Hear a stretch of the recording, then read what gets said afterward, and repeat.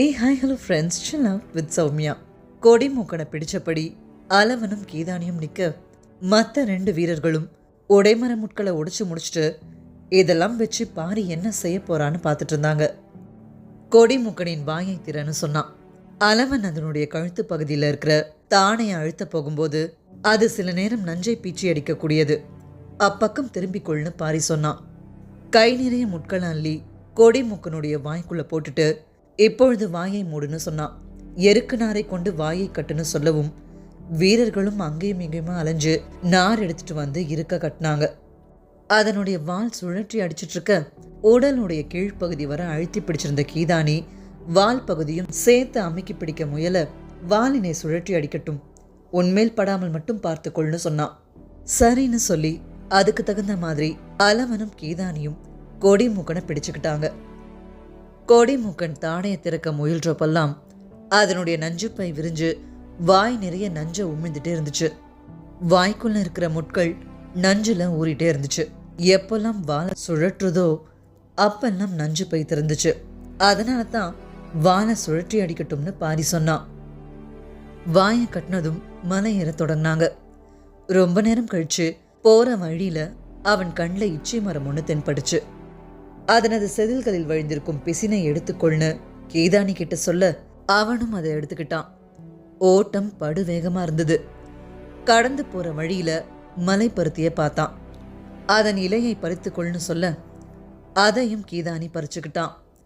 இன்னும் கொஞ்ச தூரம் போனதும் உக்காமுங்கில் மரம் இருந்தது. அதன் இலைகளையும் பறித்துக்கொள்னு சொல்ல அதையும் வீரர்கள் பறிச்சுக்கிட்டாங்க. மாலை பொழுதுக்குள்ள காரமலையுடைய உச்சியை அடைஞ்சாங்க. இரவு முழுக்க கொடி மூக்கனுடைய நஞ்சுப்பை விடாம கக்கிட்டே இருந்துச்சு. ஒரு பகல் முழுக்க நஞ்சு ஏறிய முட்கள் தச்சாலே அதனுடைய நஞ்சை தாங்குற சக்தி எந்த உயிருக்கும் இருக்காது. ஆனா இப்போ பகலும் இரவுமா 2 மடங்கு நேரம் முட்கள்ல நஞ்சு ஏறி இருக்கு. அதனால அதனுடைய வீரியம் இப்போ அளவற்றதா இருக்கும். பொழுது விடிய தொடங்குச்சு. வீரர்கள் வச்சிருந்த அம்புடைய முனைய கத்தியான சின்னதா பிளக்க சொன்னான். குகையை ஒட்டி உப்பருக்கஞ்செடி இருந்துச்சு. அதன் இலையையும் கணுவையும் உடைத்தால் பால் வரும். அந்த பாலை விரல்கள் முழுவதும் தேய்த்து கொள்னு கீதானியை பார்த்து சொன்னான். அவனும் அதே மாதிரி எடுத்து தேய்ச்சிக்க கொடி மூக்கனின் வாயை கழற்றுன்னு சொன்னான். அளவன் பாம்பை பிடிச்சிருக்க வீரன் ஒருத்தன் கட்டியிருந்த அதனுடைய வாயை திறந்தான். அதுக்கப்புறம் மலை பருத்தி இலையை புரட்டி வச்சு கொடி மூக்கனுடைய வாயை அதுல கவிழ்க்க சொன்னான். அளவனும் அப்படியே செஞ்சான். நஞ்சேறிய முட்கள் அந்த இலையில கொட்டப்பட்டுச்சு. முட்களோடு சேர்ந்து கொடி மூக்கனுடைய நஞ்சும் எச்சிலாம் வடிஞ்சிட்டு இருந்துச்சு. முழுசா வடிஞ்சதும் அதனை இப்பொழுது வெளியில் போட்டு விடுன்னு பாரி சொன்னான். அளவன் குகைக்கு வெளியே போய் புதர் ஒண்ணுத்துக்கிட்ட கை நீட்ட அம்பு பாயறத போல அவன் கையிலிருந்து பாஞ்சு மறைஞ்சது கொடிமூக்கன். இப்போ மலைப்பருத்தி மேல கொட்டி கிடக்கிறது உடைமர முட்கள் இல்ல, நஞ்சு நிரம்பின பாம்புடைய பற்கள். அதை பார்த்த வீரன் ஒருத்தன் ஒரே ஒரு பாம்பிலிருந்து எத்தனை பாம்புகளை உருவாக்கி விட்டானே பாரின்னு வியந்து நின்னான். பாரி சொன்னான், தாக்குதல் தொடுக்கும் போது ஒவ்வொரு முள்ளாய் எடுத்து அம்பின் முனையில் இருக்கும் சிறு பிளவுக்குள் பொருத்தி தர வேண்டியது அளவனும் கீதானியும் செய்ய வேண்டிய வேலை. முட்களை மிக கவனமாக எடுக்க வேண்டும். எடுக்கும் பொழுது சின்னதாய் குத்தினாலும் எடுப்பவனின் மேலே நஞ்சு ஏறிவிடும்னு. அதனால தான் உப்பருக்கஞ்செடியுடைய பாலை விரல் முழுக்க தேய்ச்சிக்க சொன்னான் பாரி. பால் தேய்ச்சு காஞ்ச விரல்கள் மேல உக்காமூங்கிலுடைய இலைய கசக்கி தேய்ச்சபடி எச்சி பிசினை பூசிக்க சொன்னான். பிசினை பூசிக்கிட்ட கொஞ்ச நேரத்திலே அது காஞ்சு இறுகி விரல் கவசமா மாறிடும். இனி எந்த முட்களும் விரல்களை தைக்க முடியாது. அதனால கீதானியால நஞ்சேறிய முட்களை எடுத்து தர முடியும். அவனுக்கு நஞ்சால எந்த தீங்கும் ஏற்படாது. பாரியுடைய செய்முறைகள் கொஞ்சம் கொஞ்சமா புரிய ஆரம்பிக்கும் போது உருவான நம்பிக்கை அளவற்றதா இருந்துச்சு. நஞ்சேறிய முள்ளும் பகையேறிய கண்ணும் முறுக்கேறிய நரம்புமா அவங்கெல்லாம் கொதிப்பேறி காரமலையுடைய கீழ்திசை காட்ட கிழிச்சுக்கிட்டு போக கால்கள் காத்துட்டு இருந்துச்சு. மலை சரிவுல ஓவல் குடியினர் எழுப்பின நரி ஊலை என்ற ஓசைய காது கூர்மையா கவனிக்க கால்கள் இணையற்ற வேகத்துல பாஞ்சிட்டு இருந்துச்சு. கால்கள்ல மிதிப்பட்டு கற்கள் உருண்டு தெரிக்க காலம்பன் இன்னொரு பக்கம் ஓடிட்டு இருக்க பரம்பு வீரர்கள் எப்படியும் மறிக்க முயல்வார்கள். வேட்டுவன் பாறையின் அருகே ஓர் ஊர் உள்ளது. அப்பக்கம் போகாமல் வேறு திசை நோக்கி இறங்க வேண்டும்னு யோசிச்சபடியே ஓடுனான். காலம்பனுடைய கவனம் இறங்குற திசையில கீழே மறிச்சு தாக்க வாய்ப்புள்ள இடங்களை பத்தியே இருந்ததே தவிர பின்னாடி அப்பப்போ எழும்புற ஓசைய அவன் கவனிக்கல. காரமலையில 4 ஒரு பகுதி தொலைவை கடந்ததுக்கு அப்புறம்தான் அவன் கவனம் அது மேல போச்சு. 2 முறை நரி ஊளையிடும் ஓசை கேட்டது. உச்சிமலையின் மீது நரிக்கென்ன வேலைன்னு நிதானமா யோசிக்க கூட நேரம் இல்லாம ஓடிட்டு இருந்தான். இறங்குற திசையில எதிர்கொள்ள போகும் எதிரிகள் மேலேயே அவன் கவனம் இருந்துச்சே தவிர பின்னாடி சங்கிலி தொடர் போல பின்னப்பட்டு வர ஓசைகளுடைய குறிப்புகள் அவனுக்கு தெரியல. நேரம் போக போக அவங்க கால்கள் வேகம் எடுத்துச்சு. ஆனா அதே அளவு வேகத்தோட காரமலையுடைய பல இடங்கள்ல இருந்து அவங்கள நோக்கி கால்கள் வந்துட்டு இருந்துச்சு. எதிரிகளை பின்தொடர்ந்து ஓடி வர நீலனுக்கு எதுவும் புரியல. ஓடிக்கொண்டிருப்பவர்கள் யார்? கோவல்குடியினர் ஓசையை எழுப்பியபடியே இருக்கின்றனரே. அவர்கள் யாருக்காக ஓசை எழுப்புகின்றனர்? ஓடுபவர்கள் எதிரிகளாக இருந்தால் மேலே இருந்து காரிக்கொம்பு ஊதினாலே போதுமே, கீழே இருக்கும் வீரர்கள் ஆயத்தமாகி விடுவார்கள்னு குழப்பத்திலே நீலன் ஓடிட்டு இருந்தான். இன்னொரு பக்கம் உடம்பு முழுக்க அடி விழாத இடமே இல்லை. ஆனாலும் தேக்கன் தன்னால் முடிஞ்ச அளவு வேகமா ஓடி வந்துட்டு இருந்தாரு. சிற்றாறு ஒன்று ஓடிட்டு இருந்துச்சு. அதை கவனமா கடக்க காலம்பன் முதல்ல இறங்கினான். ஒருத்தர் பின்னாடி ஒருத்தரா இறங்க தொடங்க சென்னாய் ஊளையிடுற மாதிரின ஓசை கேட்டுச்சு. காலம்பனுக்கு அப்பதான் கொஞ்சம் சந்தேகம் வர தொடங்குச்சு. ஓட்டத்தை நிறுத்திட்டு மறுபடியும் ஓடக்கரை விளிம்புக்கு பக்கம் மரங்களுக்கு நடுவுல மறைஞ்சபடி வந்தான். பாரி ஓசையை கேட்டு சிற்றோடைய நோக்கி இறங்கிட்டு இருந்தான். இடையில ஒரு சின்ன குன்று இருந்துச்சு. அதை கடந்த கணத்துல எதிரிகளை வீழ்த்தலாம்ன்ற முடிவோட வந்துட்டு இருந்தான். மறுபடியும் சென்னாய் ஊளையிடுற ஓசை கேட்டுது. அவங்க ஓடைய கடந்துட்டாங்கன்றத அந்த குறிப்பு சொல்லுச்சு. தன்னுடைய வேகத்தை இன்னும் கூட்டணும்னு அவன் முடிவெடுக்கும் போது ஓலையுடைய ஓசை பாதியிலேயே அறுபட்டது. ஓடிட்டு இருந்த பாரியுடைய கால்கள் அப்படியே நின்றுச்சு. மற்றவங்களும் நின்றுட்டாங்க. மேல் மூச்சும் கீழ் மூச்சுமா தவிச்சபடி எல்லாரும் பாரி முகத்தை பார்க்க கொஞ்சம் அமைதிக்கு அப்புறம் பாரி சொன்னா, எதிரிகள் கூவுகிறவனின் தொண்டை குழியில் ஈட்டியை இறக்கிவிட்டனர்னு.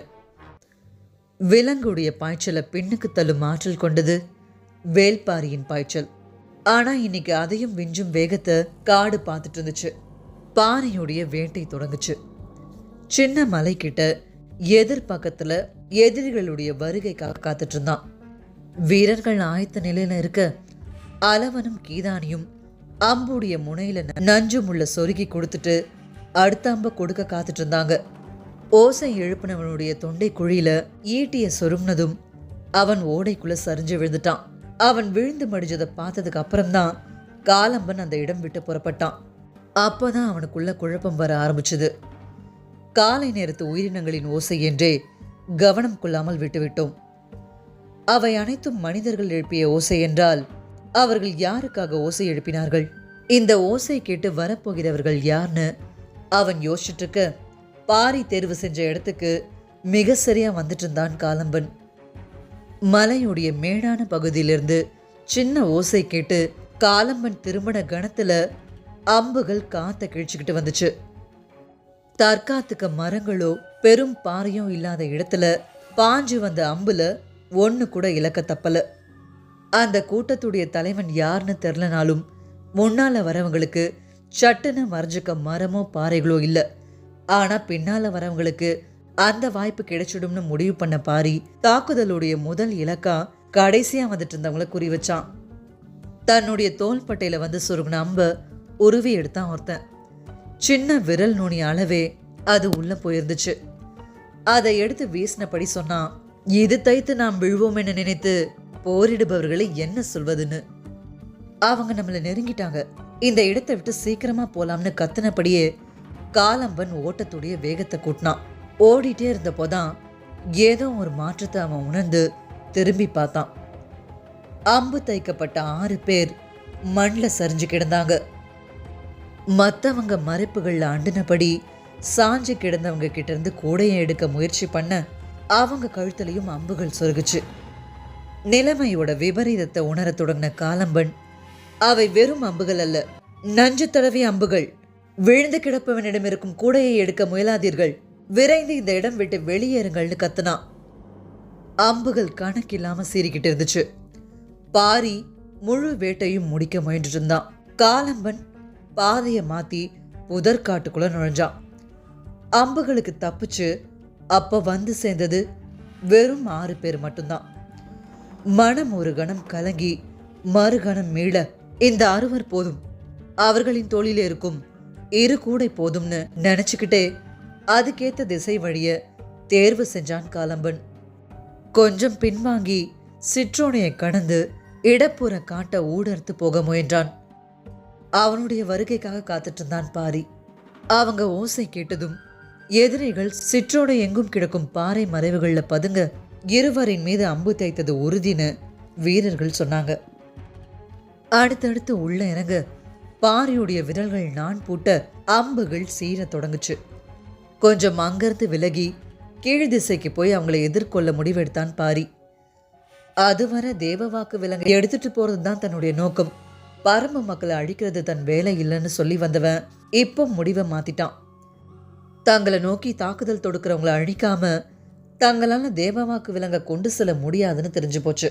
அதனால எதிர்த்தாக்குதலை நடத்துற யுக்தியை வகுத்தான் காலம்பன். கூடைய சுமந்துட்டு இருக்க 2 பேரை மட்டும் மலை சரிவுல பதுங்கி இருக்க செஞ்சுட்டு மீதி இருக்கிற 4 பேரும் தாக்குதலுக்கு ஆயத்தமானாங்க. பச்சை மலை தொடர்ல ஏற தொடங்கி 10 நாட்கள் ஆகிடுச்சு. ஆனா இந்த 10 நாளும் பதுங்கியே செயல்பட்டு இருந்த அவங்க முதன் முறையா தாக்குதல் தொடுக்கும் ஆவேசத்தோட பேரிட்டு ஓடினாங்க. காலம்பன் மரங்களை முறிச்சுக்கிட்டு முன்னகர கொஞ்சமும் எதிர்பாராம கூடையோட பதுங்கி இருந்தவங்க திசையிலிருந்து கூவல் ஓசை கேட்டுச்சு. ஓடிட்டு இருந்த காலம்பன் அதிர்ந்து நின்னான். அவங்களுக்கு ஏதோ ஆபத்துன்னு திரும்ப அவங்க இருந்த இடத்துக்கு காலம்பன் போக பாரியும் ஓசை கேட்ட இடம் நோக்கி ஓடுனான். இதுவரைக்கும் இல்லாத கோபம் காலம்பனுக்குள்ள உருவேறிச்சு.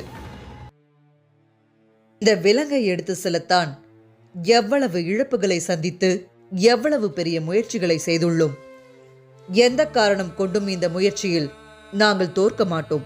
அதையும் மீறி நாங்கள் தோற்க நேர்ந்தால் எங்கள் அத்தனை பேரின் உயிரும் இந்த மலையில் மடிந்தாலும் எம்மில் ஒருவன் அந்த கூடையை சுமந்து பரம்பின் எல்லையை தாண்டி வெளியேறி போவதை தடுக்கும் வலிமை எவனுக்கும் இல்லைன்னு ஆவேசத்தோடு ஓடிட்டு இருந்தான். கூடையோட பதுங்கியிருந்தவங்களை நோக்கி பாரியுடைய அம்புகள் பாஞ்சப்போ எதிர் திசையில ஓடி வந்துட்டு இருந்த எதிரிகள் மேல நீலனுடைய ஈட்டி இறங்குச்சு. மேலிருந்து வந்த வேகத்துல அவங்க பதிலுக்கு எரிஞ்ச ஈட்டி பாரி கூட வந்துட்டு இருந்த வீரர்கள் மார்பை தொலைச்சு வெளியேற சூழலை யாராலும் கணிக்க முடியல. அளவனும் கீதானியும் ஓட்டத்துக்கு ஈடு கொடுக்க முடியாம தொலைவுல ஓடி வந்துட்டு இருந்தாங்க. காலம்பன் வெறியோட உச்சத்துல இருக்க அதையும் விட மூர்க்கம் கொண்டிருந்தான் பாரி. அம்புகள் இல்லாம நின்றுட்டு இருந்த பாரி கிட்ட ஓடி வந்துட்டு இருந்தாங்க கீதானியும் அளவனும். மேலிருந்து ஈட்டிய பாய்ச்சின வேகத்துல நிலை தடுமாறி உருண்டுட்டு இருந்தான் நீலன். பாரியும் காலம்பனும் ஒருத்தர் நேர்கொண்டு முதன் முறையா பார்த்தாங்க.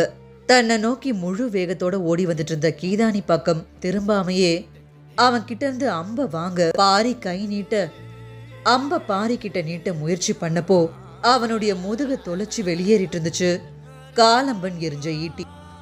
ஒரு கணம் அதிர்ந்து போய் நின்னான் பாரி. அம்ப தர முடியாத ஏக்கத்தோட கீதானி மண்ல சரிஞ்சிட்டு இருக்கப்போ பின்னாடி வந்துட்டு இருந்த அளவனும் தடுமாறி பள்ளத்துல உருண்டுட்டு இருந்தான். இப்போ கணத்துல மிஞ்சினது காலம்பனும் பாரியும் மட்டும்தான். நேத்து மயிலாவோட வந்தப்போ மண் பிறண்டு பெரும் பள்ளமா கிடக்கிற இந்த இடத்துல காட்டெருமைகள் மோதின கதைய நீலன் சொன்னான். இப்போ அந்த இடத்துல காட்டெருமையை விட வலு கொண்ட 2 பேர் மோதிட்டு இருந்தாங்க.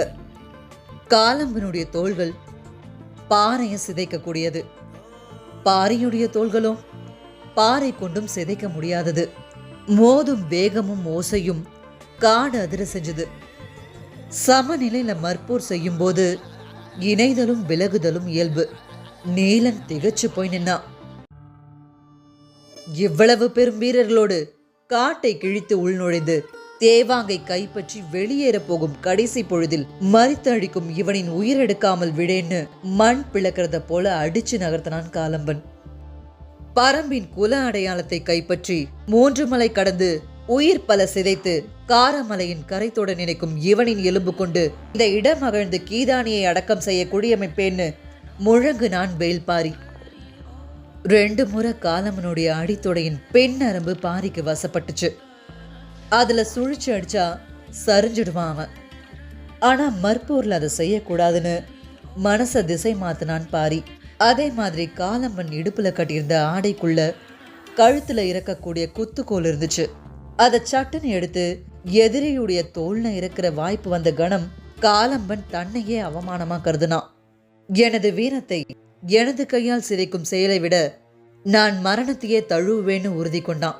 அந்த கணம் பாரியுடைய எதிர்பாராத தாக்குதல்ல தூக்கி அடிக்கப்பட்டான். மண் சிதஞ்சு எங்கேயும் தூசி படந்துட்டு இருக்க சரிவுல இருந்து இறங்கி அங்க வந்து சேர்ந்தார் தேக்கன். கண் இமைக்கிற நேரத்துல நெருப்ப ஊடறுத்து போற விட்டில போல காலம்பன முன் தலையால குத்தி நகர்த்தினான் பாரி. தனி ஒரு வீரன் தன்னை முட்டி சாய்க்கிற வீரத்தோட இருக்கிறத முதன் முறையா உணர்ந்த காலம்பன் அதே முன்தலை முட்டு வழியாவே அவனுடைய விழா எலும்ப நொறுக்கி அவன் வீரத்துக்கு கைமாறு செய்யணும்னு வெறி கொண்டபடி மண்ணில் விழுந்த வேகத்துல புரண்டு எழுந்தான். விழுந்து புரண்டுதுல அவன் இடுப்புல இருந்த ஆடை கிழிய உள்ள இருந்த குத்துக்கோல் பளிச்சுன்னு அப்ப வெளியே தெரிஞ்சது. அதை பார்த்த கணத்துல தேக்கன் கத்துனாரு, பாரி, மோதுவதற்காக அவன் அருகில் செல்லாதே, குத்துக்கோல் மறைத்துள்ளான்னு கத்துனபடியே தன்னுடைய இடுப்புல இருந்த குருவால தூக்கி வீசினாரு. வெறி கொண்ட பாரியுடைய கண்கள் காலம்பனிய பார்த்துட்டு இருந்துச்சு. பின்னாடியிலிருந்து கத்துன கிழவனுடைய குரல் காலம்பனுடைய மனச இடி போன தாக்குச்சு. பொழுதைக்கு நடுவுல உரைய வைக்கிற சொன்னா அது இருந்துச்சு. கொஞ்சம் தடுமாறி அவர் சொல்லி கூப்பிட்ட பேரை இன்னொரு முறை நினைவுபடுத்தி காலம்பனுடைய வாய் கிழவன் சொன்ன அந்த பெயரை உச்சரிச்சது. பாரியா? நான் பாரி என்னும் மாமனிதனோட நான் எவ்வளவு நேரமும் மோதிக்கொண்டிருந்தேன்னு எதிரிய பாரியா நினைக்க தொடங்கினதுல இருந்து அவனுடைய ஆவேசம் உதிர தொடங்குச்சு. அடி வேறு அறுபட்ட மரம் போல உணர்ந்தான் காலம்பன். தாக்குதலுக்காக விரிஞ்ச அவனுடைய கைகள் அவனை அறியாமலே ஒன்றிணைஞ்சது. அவனுடைய செயல்கள் எதுவும் அவன் கட்டுப்பாட்டுக்குள்ள இல்ல. பாரிய பத்தி சின்ன வயசுல இருந்து அவன் கேள்விப்பட்டு வந்த கதைகள் பெருக்கெடுத்த குருதியோட ஆவேசத்தை கீழே இருக்குச்சு. அவனுடைய கைகள் குவிய தொடங்கும் போது கால்கள் மண்ணை நோக்கி சரிஞ்சிட்டு இருந்துச்சு.